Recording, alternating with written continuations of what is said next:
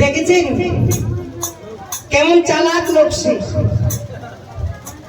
কাল যখন একসাথে দুজন বাড়ি গেছিলাম, যে বধূ আমি আমার ঘরে যাই তুমি তোমার ঘরে যাও, কাল দেখো বৃন্দাবনে কে আগে আসে। বলেছিলাম না আমি তো কুলির কোনো বধূমা ঘরে চলে গেলাম, আর আমার মনে হয় না ওই আবার গেলে চলো আর বাড়ি যায় না, আমাকে বাড়ি পাঠিয়ে সে ওই কাল রাত থেকে এখন ঘুমাচ্ছে। তবে আমার ওই বিষাক্ত সাপকে বিশ্বাস করা যায়, আমার প্রাণ বধুয়াকে কখনো বিশ্বাস করা যায়। তাই আমি একটু দেখি তো সে ঘুমিয়ে আছে না ঘুমের বাহানা করছে।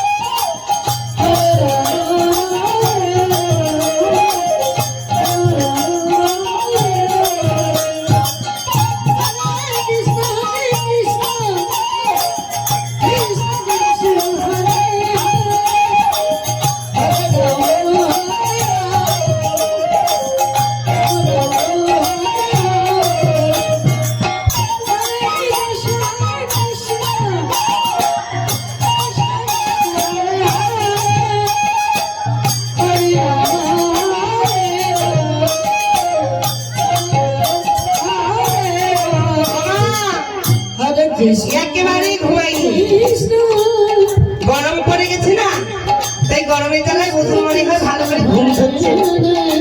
তাই আমার ওই ঘুম কিভাবে পাড়াতে হয় তা কিন্তু আমি ভালো জানি। দেখবেন আমি কেমন করে ঘুম পাড়িয়ে দিচ্ছি।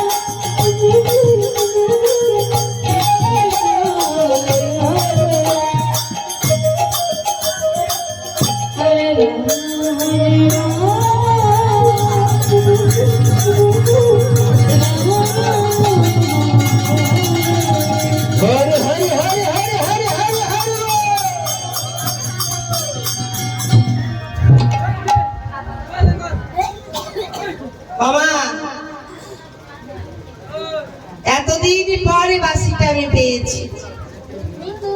তবে বলুন তো আমি চুরি করেছি না? আচ্ছা আপনারা বলুন আমি চুরি করেছি? যেটা সত্যি সেইটা বলবেন, যেটা সত্য কথা এইটা বলবেন। আর চুরি করেছি ওই বলে। আচ্ছা নিজের জিনিস কেউ যদি নেয় তাহলে সেটা চুরি হয়? বন্ধু আমার না, তাহলে বধূ যদি আমার হয়, বধূর হাতের বাসিটা তো আমার হবে, তাহলে আমার বাসি আমি নিয়েছি তাতে চুরি হলো? আপনারা যে বলে হয়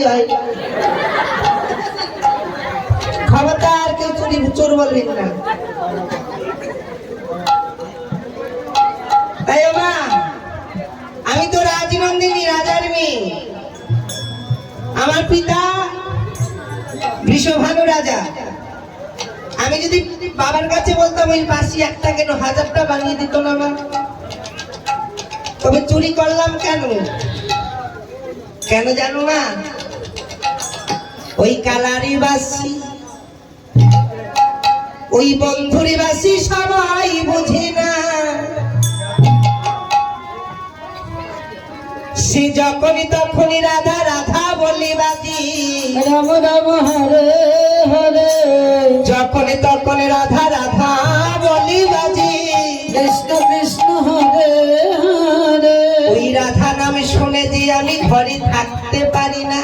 রাম রাম হরে হরে, তাই বধূকে কতদিন বলেছি, ও বন্ধু কৃষ্ণ ওইভাবে সকাল দুপুর সন্ধ্যা কোন সময় তুমি বাঁশি বাজাবে না। কিন্তু যতই বলি তত আরো বেশি বাজায় না। সে নিঠুর, সে তো পুরুষ মানুষ না, তাই নারীর ব্যথা কখনো বুঝে না। তাই আজ যখন বাঁশিকে পেয়েছি, আজ বাঁশিকে আমি কিছু বলবো। তাই শোনো শোনো বাঁশি, কৃষ্ণ হরে ওই পুরুষ তো নারীর ব্যথা বুঝে না, আর তুমি পুরুষের হাতে থাকতে থাকতে তুমিও পুরুষের মতো নিঠুর হয়ে গেছো। তাই আজ তোমায় কিছু বলবো। কৃষ্ণ হরে কৃষ্ণ কৃষ্ণ, তাই শোনো বাসি, ও বাসি পুরুষেরই ও তুমি হাতে থাকো, ওরে পুরুষেরই হাতে থাকো, এই নারীর ব্যথা বোঝো না গো, বোঝো না। রাধা